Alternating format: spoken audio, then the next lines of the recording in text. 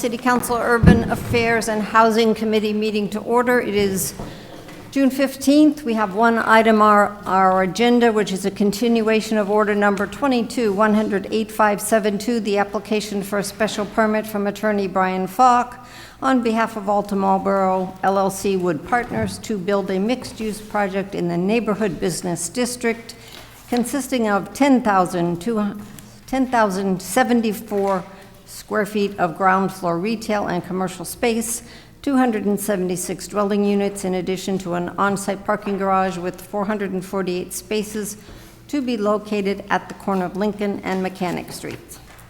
So we have the petitioners here. If you gentlemen would all like to come, and did we add an extra chair? I think we got the right number.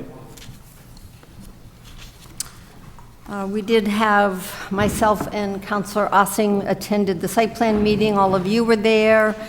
We have comments from site plan. I was also happy to see we received a response from the city assessor with some observations and comments that you had gotten responded to. So if you want to take over and we can kind of go through both of those documents, or you can just do opening comments and we can go through them. Sure. Whatever. Thank you, Madam Chair and councilors. Don't have much in the way of opening comments. You summarized where we've been since last week when we met. I had provided, I'm not sure if folks have seen, two items today by email. One is comments and answers to questions that were posed by the city assessor.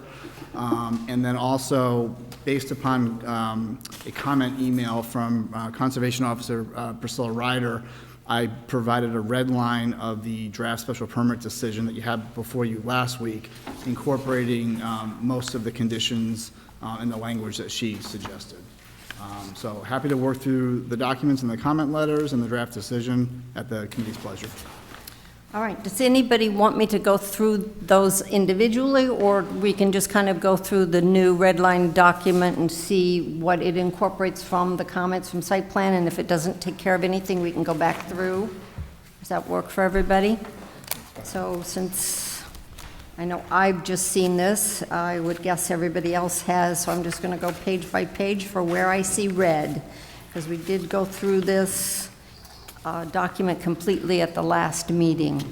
So I am on page 4, number 3, under the subject to the following conditions. Number 3 is the modification of the plans. There is an addition to it. I'll read the whole thing with the new language. Notwithstanding conditions 1 and 2 above, the Site Plan Review Committee may approve minor amendments to the plans so long as said changes do not materially increase the impervious area of the use, alter traffic flow, increase the size of the buildings, and the change is removing or and adding, increase the number of residential units and adding in new, or increase the total number of bedrooms above 440 as shown on the plans. So I think that might have been from my comment that we would want the number of bedrooms. Yes, Madam Chair, and to clarify, the total number of bedrooms that we're proposing is 400. So this would build in up to a 10% increase of bedrooms, not units, but bedrooms. That would be allowed as a minor modification. Anything beyond that number would require an amendment to the special permit. Okay, so again, to bear with me and clarify, the plans have the detail of the number of bedrooms embedded in it? The plans actually do not. We have provided that in one of our response documents to questions that folks raised. So the total number of bedrooms proposed is 400. So this builds in an additional 40 or 10% more that would be allowed by minor modification. Okay. Does anybody want any more specificity than that? Do we want to know the actual numbers of 1, 2, and 3? Councilor Wagner. Thank you, Madam Chair. It feels like a good idea to keep it flexible. I know there was at least one recent project where once renters started looking at that there's more. My guess is these are going to be on the higher end, and you're going to have a lot of professionals who may in normal circumstances would want a one-bedroom, but now we're gonna want a two-bedroom to have an office, so to have that flexibility to not change the units, but maybe have, fewer one-bedroom and more, it seems like a good idea to be able to do that, to meet the demand when you get to that point. Everybody else, okay? Is there, Councilor Doucette? Thank you very much, Madam Chair. Also, just the 440 bedrooms, is that something that could happen after construction's completed, like a retrofit type stuff, or are you thinking more in the immediate construction? We're thinking in the immediate construction. These buildings are kind of difficult to do that in terms of changing it around units or adding bedrooms after the fact. Okay, I just wanted clarification. I appreciate that. Thank you, Madam Chair. And Councilor Perlman, did I see a hand maybe going Yes, up? thank you, Madam Chair. Would that change at all the parking structures that's been included about the number of spaces and/or the school children projected? With respect to through the chair, with respect to parking, it wouldn't, because our parking is based on units, not bedrooms. With respect to school children, I don't think it would have a significant impact. Again, our fiscal impact report suggests that most 25 school children largely focused in the 2 and 3 bedrooms, and our 2 and 3 bedrooms are less than half of the total number of units. Okay, and Councilor Landers? Thank you, Madam Chair. Ordinarily, Madam Chair, I'd be interested in number of one-bedroom, two-bedroom, 3, but the way things are out there right now, and you're talking, 2 years to 30 months away, I think at that point we'll have a better idea how many home offices there might be, how many people are back to work, and so forth. So I have no concern on that. Okay. And Councilor Ossing? Thank you, Madam Chair. I agree with Council Wagner. I mean, her point's well made that, we have this in the Green District, and it's suited the city well, so I'm okay with the addition. That's fine.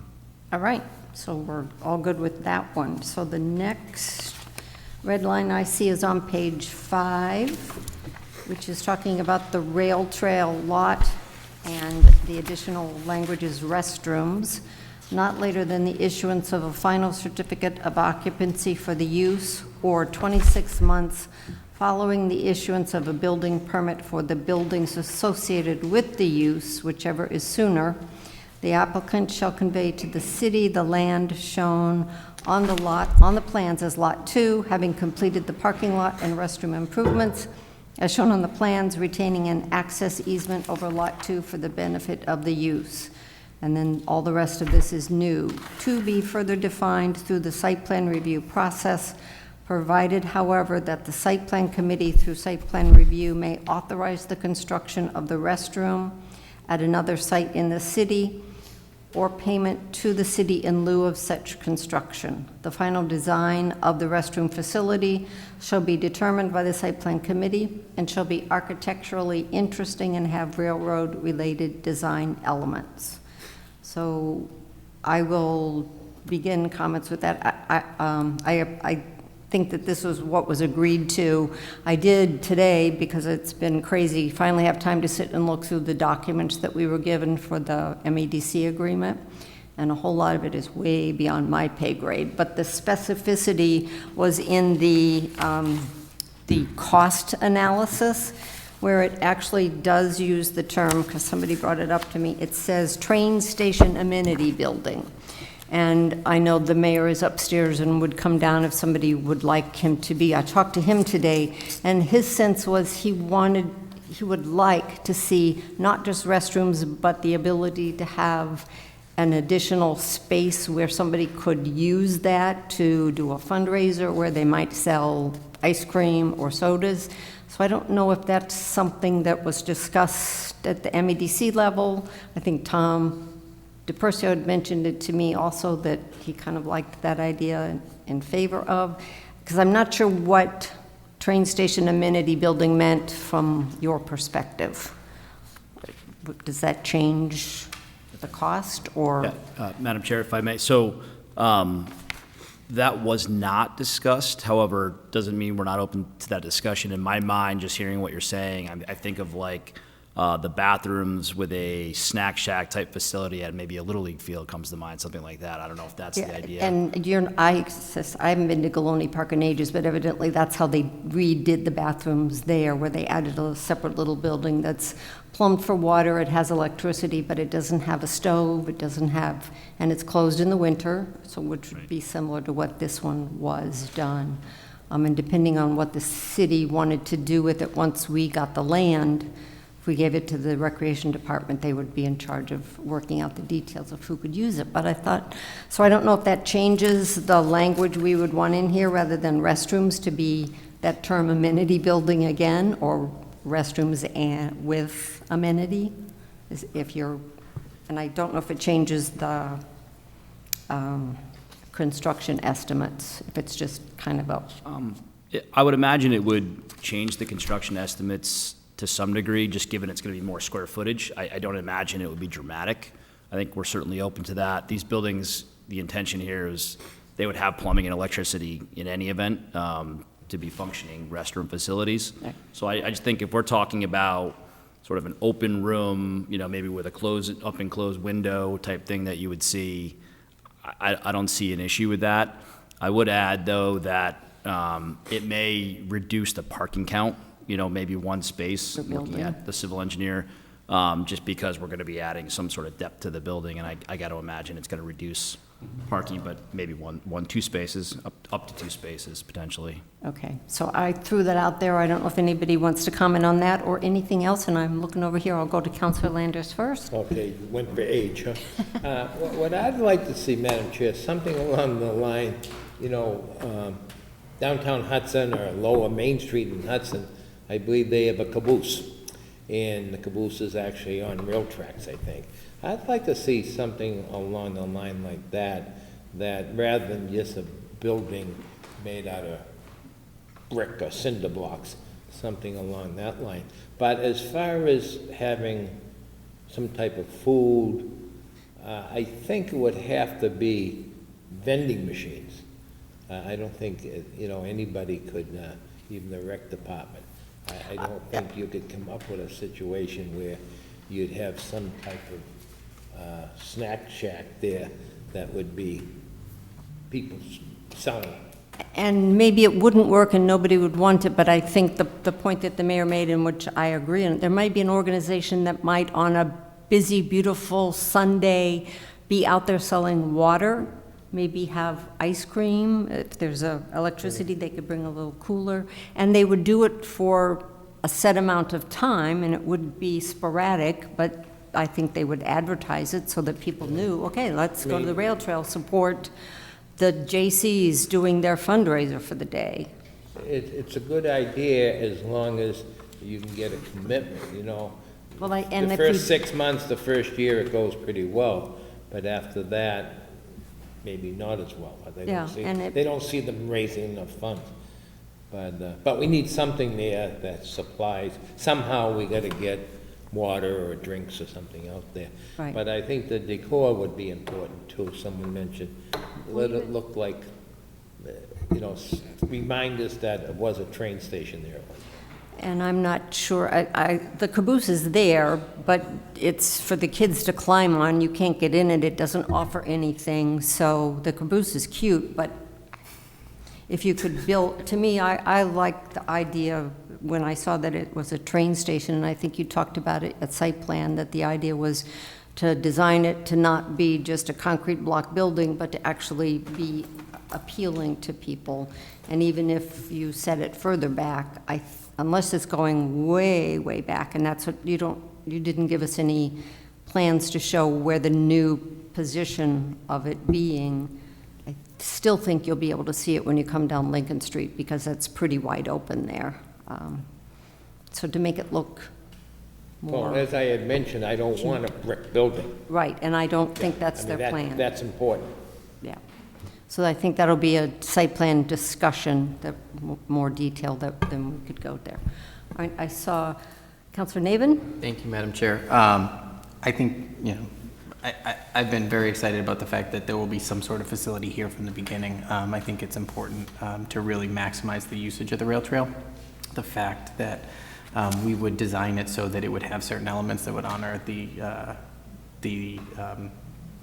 former site of the train station. I think is incredibly important. For generations, this has been a site where people have kind of battened back and forth certain ideas. We heard from Attorney Bergeron about the battles that were waged over the Heritage Park way back when, and I guess fortunately or unfortunately, depending on which side of it is, that did not come to fruition, but now we do have a different opportunity in front of us. And so something that could pay homage to that, that part of our history, I think is, very valuable. And I appreciate the fact that you want to help with that, to get this project moving. I think having a programmable space would give us the opportunity to really use it, and I think it would be incredibly popular. Let's not kid ourselves, this building is going to be a added work for the city between cleaning the bathrooms and emptying the trash and scheduling, Pop Warner and, baseball and softball and people who want to use it. That should not be a deterrent from building something that is going to make people want to go the other way on the rail trail, right? It's hard enough because, I know the council president knows this from his time on the rail trail. It is a slight incline from Hudson to come to Marlborough, and so if you are running, walking, pushing a stroller, or riding a bike, you don't want to have any further disincentive to not come this way. So, I think this is incredibly valuable. I appreciate the fact that you are willing to work with us on this. Having the ability, I think it's going to be very popular. Why would you not want to use this space? And if the city can say, hey, you guys can come in and sell hot dogs this week. Hey, if I had an organization that I was looking to raise some funds for, I think it would be very, very valuable in all seasons. So that's enough rambling. Okay, did I see a hand over here for committee members? Council Wagner. As I'm hearing this, it's one of those things, I think it's an idea that sounds good, having spent countless hours in a snack shack.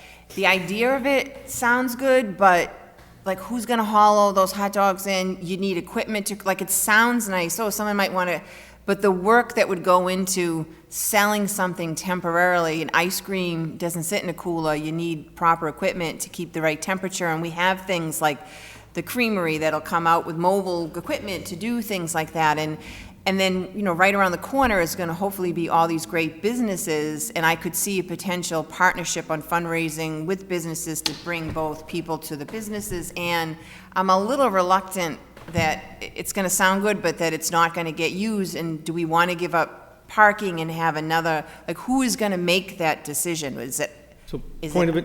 Okay. Point of information, Madam Chair. Councilor So again, so everyone's clear, what's being proposed is not to have a grill, refrigerator. It's basically just a space that the Boy Scouts, the Girl Scouts, if you're campaigning and you want to get your signatures, you go to the city hall, you sign it out for that day, and you're there in a blank space, and you bring whatever you want to bring. It's not going to be to cook hot dogs, to sell ice cream. I mean, unless you're bringing in a cooler. This is just a amenity building. Bathroom, Blank. blocked, open house, looks like a train station that someone can stand in out of the rain or weather and out of the sun to sell whatever that particular charitable outfit is doing for the day. All right, I don't want to get carried away. We're going to spend a lot of time on something that's, guys, this is solvable. We know who can clean it. We know who picks up the trash. We know how to rent stuff out, to sign stuff out. It's an amenity building. And so, Councilor Roby, I believe your words are correct. It should say amenity building / restroom, or whatever the right word is. I mean, and let site plan figure that out. I do not want to be involved in designing a building. Thank you for that. I understood that crystal clear, but thank you for the extra help in clarifying that. Get that, but it's the shelf, awning could do that. If it's sheltered, there's other alternatives. All I'm trying to get at is to be clear about who makes this decision, because are we giving the developers any kind of direction here? Are they going to go off and develop something and we're going to keep coming back and say, no, how about this, how about that? How exactly is this decision going to be made? I think it should be clear is all. My assumption is, based on this language, both the location of it and how it will look will be done at site plan. Is that Thank your you. understanding, Attorney?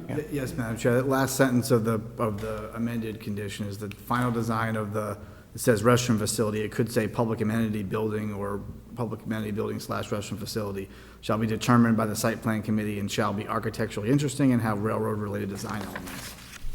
So I think that would be obviously part of the site plan review process, and you know, the site plan committee has the department heads who would be familiar with, you know, the operations and how to actually design the building and have it functional. Madam Chair, Who, did I hear a voice over there? it was me again. Just have a further I had, comment. I did, and I was taking a walk down this enchanted path thinking about the building, and I rambled myself right out of the other point that I wanted to make about the building and the location. This may be too narrow a focus, but do we need to be more specific in this language regarding the fact that it says it can authorize the construction at another site in the city? Do we want to, and I assume obviously that it's for this purpose, but does it need to be more specific than that within a certain area of the development? And I was kind of holding off for that to be the last part. To me, I Okay. think we need the specificity that it would, the construction of the restroom at the Jefferson Street site, because to me, that's the only other, it's going to either be beside your property on the corner, or it's going to be on Jefferson Street. Is that, those are the only choices I think we have. Okay. If it's going to be on the Jefferson Street site, that now becomes a public bid issue, because it's city land. We can't, so be careful what you're asking for, councilors. This was negotiated, and you've all been briefed on it. You may not remember, but you were all briefed on it. So it's been negotiated. So can we change it? Yes, but there's ramifications if it's going to be built on Jefferson Street, because that's now city land, and that now becomes a go-out-to-bid thing. Right. Just so and everybody's aware of that. I did have the conversation with the mayor, because I had both of these documents, and he didn't seem to think that was too much of an issue. And I noticed that number 9 has not been changed, but maybe that would be something that the solicitor and you could work out to see if we want to, and how do we incorporate, if it is moved, then a payment in lieu of, and I would assume you would still pave and stripe for the parking lot, but the restroom would be the only piece of that. So the question is, does the amenity building construction cost more than what you have? And my guess, as he pointed out, and I would agree, all of these numbers are going to go up because everything's going up. So if everybody's comfortable with maybe that being a discussion with the solicitor to work out the details of the Madam payment Chair? piece, if it is moved. And Councilor Doucette, sorry, I know you've been patient with your hand up. Thank you very much, I appreciate that. Just for the amenity building, you know, I think with the introduction of food trucks and stuff like that, even though they are for profit, you know, I think having some sort of, you know, food truck event or something like that within the end of the rail trail is also a gathering of people, you know, as an attraction for people to come to the rail trail. So at least 1 or 2 food truck, allowing 1 or 2 food trucks, which would be for profit, which is why I'm bringing this up, instead of it just being for nonprofit. I think at least allowing that as part of it, as a possibility, you know, provides better attraction, because then, you know, instead of, you know, if we're talking about, you know, someone doing hot dogs or whatever, but if it's, you know, a food truck, then you're talking about real food, you know, and that can get some real attention for that end of the trail, so. And I agree with that, but my sense is that a food truck would take up those 20 parking spaces, and so they would be in that parking lot, taking up what we had planned to be people to be able to park. I could see allowing them on Jefferson Street at that parking lot. I guess that would be a decision the mayor would have to make, food trucks. I'm just wondering if, you know, if we're having a space put aside, a block of space that's not included as But part of it's the a parking. small space with just enough room for a couple people to be inside the building. It's not going to be room for a food truck to go Okay. park there, I Okay. wouldn't think. But Councilor Perlman. Thank you, Madam Chair, and I don't want to belabor the point. I think it's a good idea to have something here that's an amenity site. I think site plan is well positioned to design it. I would also add, you know, thinking of that location, more events could even occur on the rail trail. People could have 5Ks, you could, you know, have a dog event or something. You could just do a lot of things there. So I think it's in our best interest to look forward of having that space available, and I don't think it has to be very large. My other question, which might have come up at the other meeting, will there be any signage that this is the start of the rail trail or something? I know it's just such a centerpiece to kind of, I know it's going down to Main Street, but it feels like at the Hudson side, it's very clear that that is where it begins, and I'd love to see that on the Marlborough side of like, welcome to Marlborough or something. And I guess with the cost of extending the bike trail to downtown, I think they would prefer the concept of the beginning being downtown at the end of, I guess, Cashman Prospect. But I think there's signage there that it's the rail trail, and I would guess you could put other signage. You're talking about waypoints anyway for signage on there.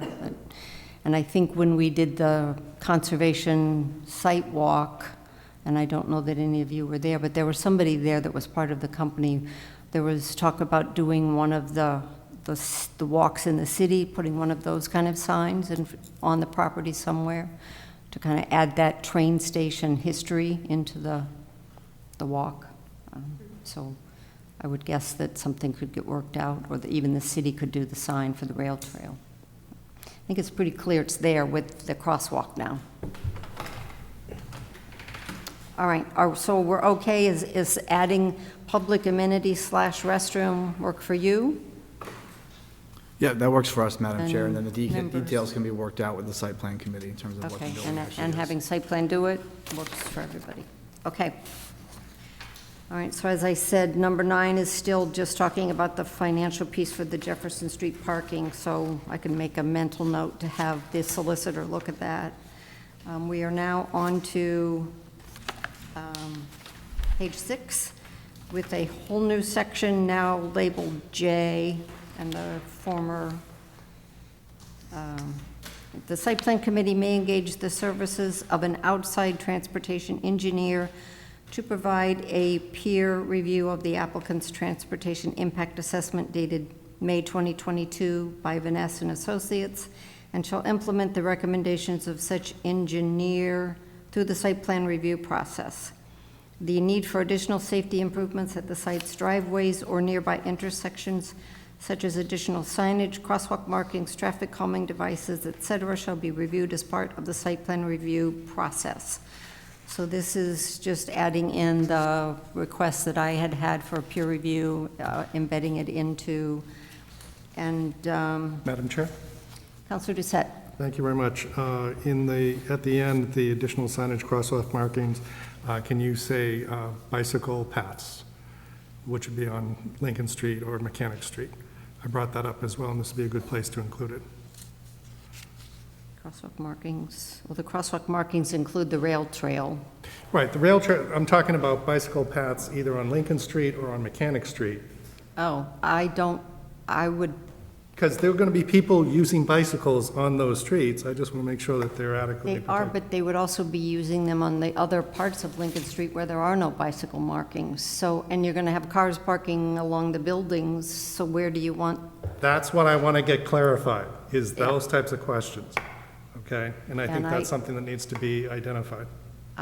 Since the city didn't put bicycle lanes when they redid Lincoln Street, I would think that the expectation is you're just in the road with the cars or those that do Right, it on so the sidewalk. So the problem, and I brought this up in the other meeting, is basically if you have parallel parking and you have bicycles that are on the outs, basically between the parallel parked cars and traffic, some idiot opens the door, someone's toast. I've heard many cases, so. Because we're not trained to look behind us before we open the door. But I agree, but it's happening everywhere else. Main Street is all parallel parking, and bicycles do ride on Main Street. There is no bicycle lane. So I'm not sure that there would be an expectation for them to mark a lane between Lincoln and Mechanic and, I always want to say Jefferson, but it's not Jefferson, Highland, and then Mechanic to Just in their front of the building. my concern is in front of this building and how that's being addressed. Yeah. And I guess I would have to assume that people will do like you suggested at the last meeting and ride on the bicycle, as much as I scream when they do that. But that's my personal preference. I ride in the street, that's where bicycles belong. But is it, I guess we can add in that language, but I would not look for them to be putting a bike lane on the street, because they Just don't own the acknowledge where the street. traffic flow would be is Yeah, fine. it's the street. Yeah, it's on city property, and it would have to be the city doing or approving it. So is, just for clarification, are the cars parked actually parallel to the street or are they diagonal? I know at one point they were diagonal. They're parallel. Parallel. They are parallel. They're parallel. Yeah, they're not The angled in, drawing it's is like parallel. nose in, so they're perpendicular. That's changed? Yes. If I may, Madam Chair, the parking along Lincoln and Mechanic, that's traditional parallel parking on the plans. Yeah, it's not shown too clearly, but, all right, so are we kind of at a standstill on that one? That the language that's there works? All right, where else are we? Page 7. We have a new number 14, landscaping. A detailed landscaping plan for the site shall be reviewed and further conditioned during the site plan review process, and may contain more extensive screenings of the site than is required by the zoning ordinance. That was put in at the request of Priscilla, so I'm happy that you've added that. Number 15 is green design. The use shall provide all electric utilities, including heat, air conditioning, and hot water. The use shall have a green roof substantially as shown on the plans. So Councilor Doucette and Councilor Wagner should be happy with that addition, as are the rest of us, I guess. And thank you. Madam Chair? Councilor Perlman. Thank you. I'm also happy with that addition. I was just curious, and I don't know if it would be directly in this, but will there be a requirement to have on-site composting, given how many residents there are? It's a good practice. I didn't know if it would fit into this item, but it would be good to have the composting on-site. That has never been brought up at our last meeting or from anybody that I'm aware of. I don't know how you feel about that. I thought it was in here, but it mentioned like the trash and recycling being taken care of by the facility, and I know we've been excited to reduce the food waste within our streams, and I know it'd be a good idea to include that here. Yeah, I don't think we've ever asked anybody to have composting. The recycling and trash pickup are an assumption, but I'll let you speak. I'm sorry.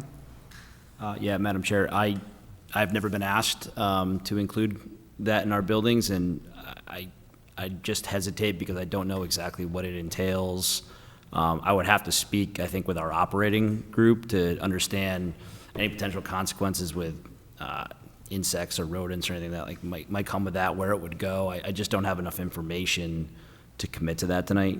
Well, yeah, if you could look into it. I know we have the black earth composting that's curbside. Obviously, at this facility, there'd be more than just curbside. You couldn't just put out your own bin, but I think it'd be worth investigating and coming back to see what that would look like. Yeah, what's available in the city is, I think, single-family residence, maybe multiple, but not apartment complexes. I would guess that the residents could still be able to buy one of those countertop composters and do their own at the transfer station that you can drop off for free.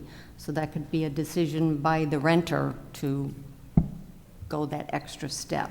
Right, well, if it's not required, at least to have residents be aware of that as something that is available to them, and whether it's within, I know there was something around the transportation notification to residents, but I do think it's important and would dramatically reduce the amount of waste that the complex produces overall, since a huge percentage is food waste. Yeah, I would guess that you could have information, because they're getting their trash picked up, so there has to be some sort of instructions for how they do that within the building. There is. You could just let them know that there is the composting facility at the transfer station. All right, I think that got us through there. Attorney Falk, I will take your word that you went through what Priscilla Ryder gave you and have added in the things. I know that it was more. Madam Chair? Councilor Doucette.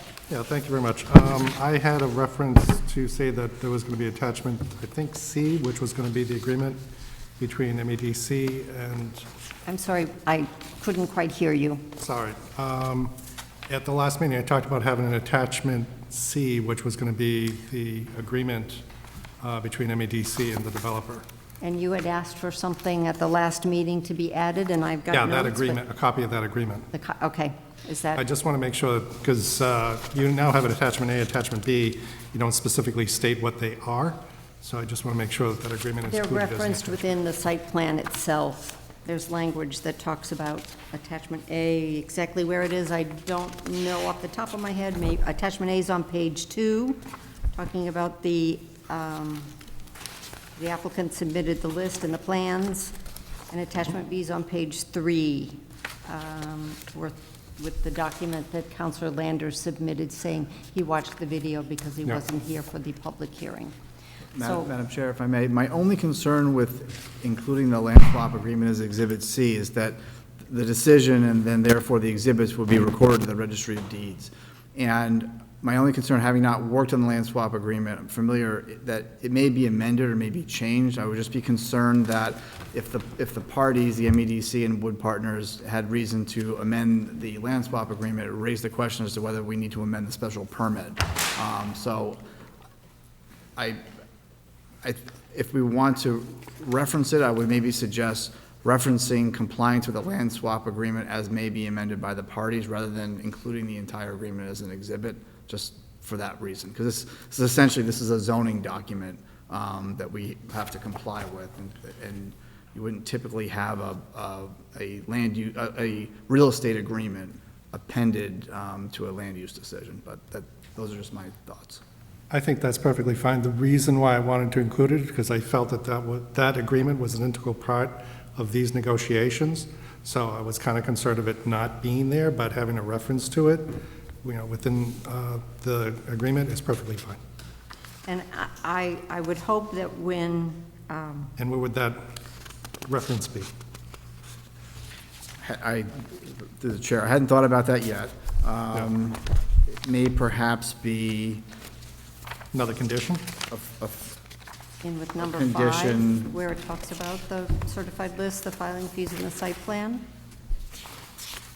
Just another I was document. thinking perhaps a new condition 17, bumping 17 down to 18, and referencing it there as, the applicant shall comply with its land swap agreement with the MEDC as may be amended by the parties.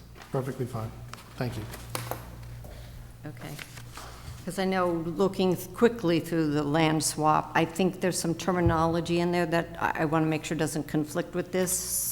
Specifically, when I conversed with the mayor, my understanding is MEDC will be the one who gives the city the land. This document says the applicant will deed it, so I want to make sure that that's the correct language, and I would think that the solicitor, although he helped on, I guess he didn't actually do the whole document, is aware of the document, but anything that might conflict is clarified.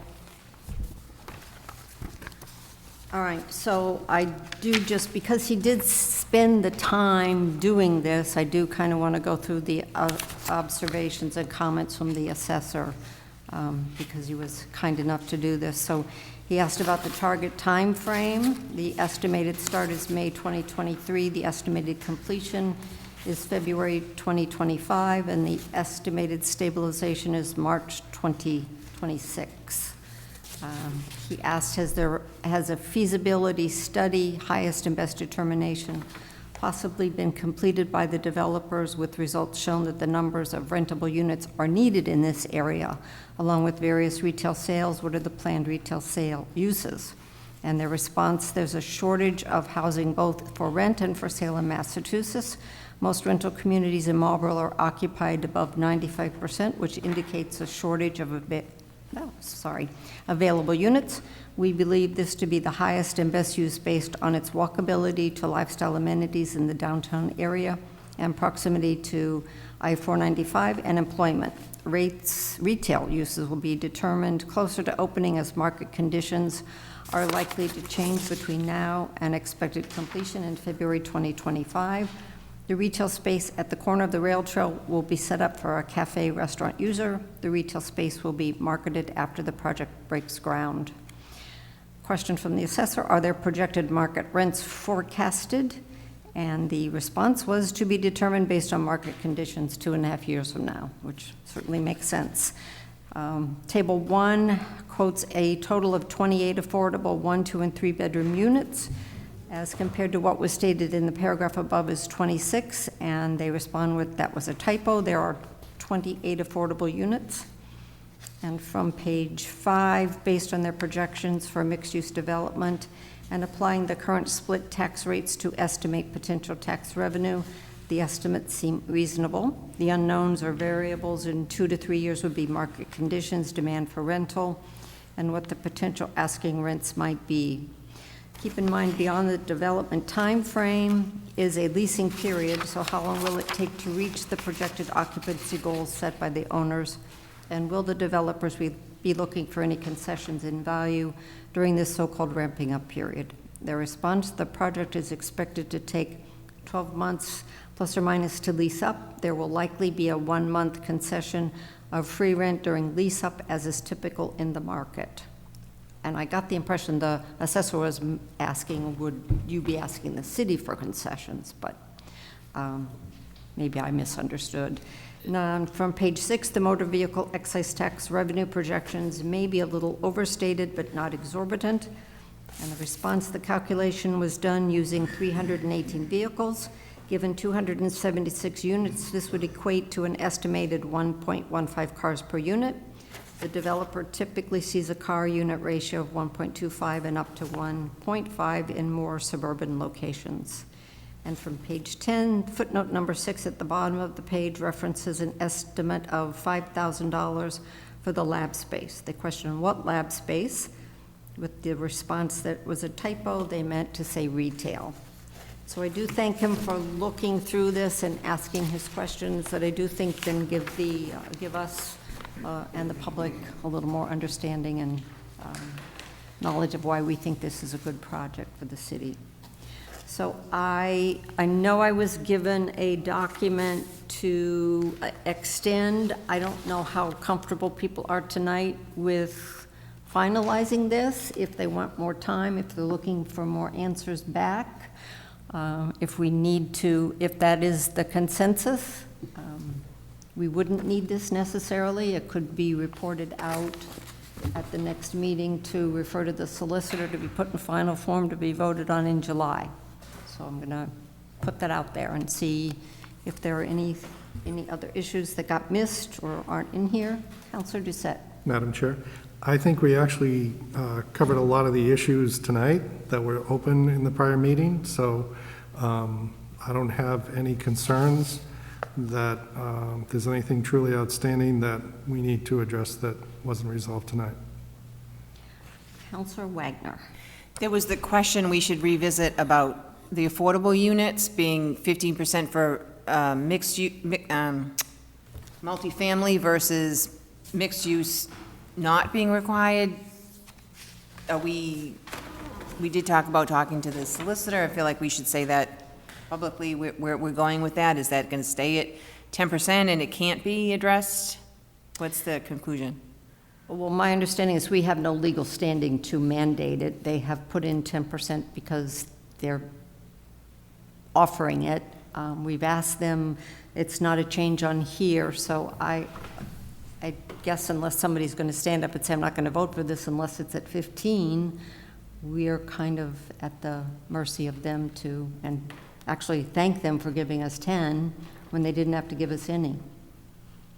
And then in the background, know that we need to fix the code. Yeah, I just want to make sure that so was that this goes addressed. away in the future. Because it just never occurred to me that it wasn't standard for any multifamily housing. So is that the sense of the committee? I know you wanted 15. I would have liked to see 15, but we can't make them do it. So Counselor Landers? Quite honestly, I would be satisfied with the 10. I mean, 15 would be great. Quite honestly, Madam Chair, I think we're ready to move on this. I think they've done a good job. I think we've done a good job. Our site board review people have done an excellent job. So I'm not in the mood to give an extension. I think we ought to actually move on this. All right, Counselor Navin, I'll put you on the spot because we had a conversation before. You wanted to have more discussion on traffic. Are you okay now, or you want to go down that path? I don't mind being put on the spot, but I will perhaps ask some questions that we either don't have the answers to, or maybe I'll just put out there that what I would like to see when the peer review is done of the traffic study is just to see if there are any concerns about the parallel parking. First of all, I think it's excellent to have parallel parking in this area. My one concern is, having been on other places in the city that are high traffic corridors, and having spent way too much time over the past couple of years driving around this city and other cities, watching people who may have certain challenges getting into a parallel parking spot, what's going to happen when somebody tries to back up into a spot on Lincoln Street, which is already a narrow and busy corridor. I would just like some special attention called to that. And if there are changes, I would be comfortable with site plan being able to address them as they're going to enact those services. But I do think it's just something that I want to be cognizant of, because I don't want it to, be something that causes concern, for your development and for the area. And clarify for me, because in our discussion, it was my understanding that you're actually going to cut out the sidewalk so that the parallel parking would not just be on the street as it is, but actually offset of the street. So it's, when you're backing up, there's still room for somebody to drive past them? Yes, they're off the street, so there is no modification to the street line. We're picking up from the gutter, and then the parallel space is inboard. So that's adequate space for the maneuver to get in and out of the space. And that was part of the reason for the language to add, because you don't meet the frontage space or numbers. That's correct, the flexibility. Does that help you understand? It's not just going to stick parallel lines on Lincoln Street as it exists, but actually offset? Right. No, and I think that's helpful. But you and I actually discussed earlier, when you drive down Main Street, those spaces are also, they're not recessed. They put bump outs in, but it's the same effect, right? So someone is still going to need to stop in the lane. I think that is okay. I think it's going to become problematic at certain times of the day, which is why the addition of the lot is also going to help in that situation. But I do think, as we're sitting here discussing the traffic issues and things that could become problematic, I just would ask that you spend some special attention. And I don't know when the other opportunities this is, because there seems to be a consensus growing to wrap this up tonight, so I will just completely change directions and just ask, this is, in my opinion, this is a tremendous opportunity to develop this parcel.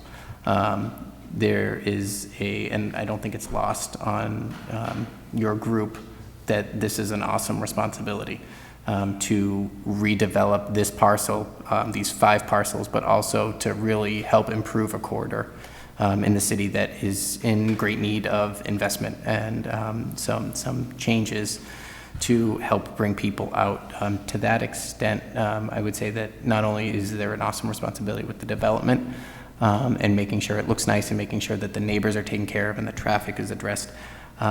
So often, what makes or breaks these units and these areas are who the tenants are. And I'm not speaking about the tenants of the apartment. I understand from conversations we've had, you have excellent practices for bringing in customers, but the retail place is going to be incredibly important. And the desire is to bring people up and down Lincoln Street, to get a business in there that is cohesive with the neighborhood and is going to attract people. And I understand that you are running a business and that getting rent coming in from the retail spot is incredibly important for your bottom line, which is incredibly important for ours, so that you build a project that is successful. But I ask that you work with the city and MEDC and everyone else to really get a client in there that will help build on what I think will be a successful development. So Thanks for the opportunity to express that. And that's it, Madam Chair. Thank you. Thank you. And I think he and I will get all of you and give you a name we want in there. 2.5 years, they may be willing to come to Marlborough. So I guess just to clarify for me, I know in the I think in the notes that Priscilla Ryder had given us, she talks about the screening where they would actually be able to do that more specificity at site plan, and would maybe add the language then for the look back to make sure that especially the garage screening was consistent. I don't think she put anything about the conversation with the snow specifically, where it is mentioned in here. If I may, Madam Chair, it's not specifically mentioned in the decision, but we don't have snow storage shown on the plan, which means we don't have snow storage on site. We'd have to take it off. But typically, the site plan committee, their standard conditions address snow storage, so we'll certainly deal with it there. And there is something in here, and I guess the new language with the site plan and the outside transportation, if there is any changes to A through I of the site access and safety, those would then be addressed at site plan, rather than to have to come back to amend. All right, Chair? I'm sorry, Council Perman. Sorry, thank you. I just had a question as well with the traffic. I believe in like the report itself, it talked about the minimal amount of queuing that might occur, and I was just wondering if you could speak to that a little bit more. I imagine people might be leaving and coming in and out at the similar part of the day, and I'm worried about a backup on the street for people who are using the road to go through and then in and out from the garage. So I don't know if you could speak to that a little bit more. We don't have a traffic. Through the chair, Councilor Perron, we don't have our traffic engineer with us to really get into that level of detail. We can certainly ask them to provide written comments that we can submit to the committee and to the council. Yeah, that would be really helpful. I know Councilor Navin mentioned some of the traffic concerns as well, but I imagine that queuing might just be an issue. The cars obviously could be loud in the neighborhood, and I know a lot of people are concerned with the density, so being able to be mindful of the way the queuing would work and how people are exiting and entering that garage would be really important for the neighborhood. Yeah, and I would assume that the residents will kind of figure it out, that it's easier to turn right out of there than it is to turn left, and they can figure out the route to get them back to 20, to get to 495, or to wherever they want to go. They'll be like any other resident in the area. We know the ways to go depending on the time of day. Councilor Landers. Just curious on one thing, Madam Chair. Do you have any idea how many parking places there will be on Lincoln Street from Mechanic Street east to, just approximately? Because what I'm looking for is, number of parking places, but to have a few bump outs, that people that are crossing over Lincoln Street. They might like to go to that bakery on the corner, Sure. Through the chair, Councilor Landers, along Lincoln and Mechanic combined, we have 25 parking spaces. Okay. Plus the 22 that will be part of the separate city lot, plus the 448 that we'll have between the garage and the outdoor spaces on site. I was thinking more on Lincoln Street, maybe a couple bump outs would help. We have them on Main Street, and I think they do serve their purpose as well as getting people across the street. That'll come up, I believe, later anyways. Okay, thank you, Madam Chair. Yeah, and if everybody can dig out their documents that we did receive, that it is specified for future reference on there. All right, Councilor. Thank you, Madam Chair. Irish, sorry. Well done by Urban. And my question is it still ongoing with some of the abutters during the balloon test? You reached out to some of the abutters for mitigation for the side and fencing or planting. Is that still ongoing, or how that process is going so far? Through the chair, Councilor Irish, we are in ongoing discussions with the two abutters in terms of screening, and those will continue. Thank you. Okay. Thank you, Madam Chair. And will that be something that's more clarified when you get to site plan, that specificity? Yes, Madam Chair. Because I know it's sort of in here, but there's a lot in this. All right, any other questions, concerns? Are we okay with? Motion to approve as amended? And it's been moved and seconded to approve the grant of special permit with the conditions as amended from our last meeting. Is there In further? the current meeting, too. I'm sorry? And the changes in the current, from the current meeting, too, right? Yeah, changes for the current meeting, too, right? Yes. Yes. And, yeah, the changes we made to the changes. Yes. All right, is there any further discussion besides that clarification to me? All right, seeing none, all those in favor? 1, 2, 3, 4, 5. That would make nobody opposed, so we are good with that. I will not be at the June council meeting, but I'm sure that Councilor Doucette can certainly report this out and ask to have its suspension to refer it to the solicitor, where it would then be on our July meeting, as you had hoped, and we'll be good to go. All right. No Motion to further- adjourn? Been moved and seconded to adjourn. All those in favor? 1, 2, 3, 4, 5. So we are adjourned at 7:55. Thank you very much, Madam Chair. Thank you all. you, Appreciate your gentlemen. time.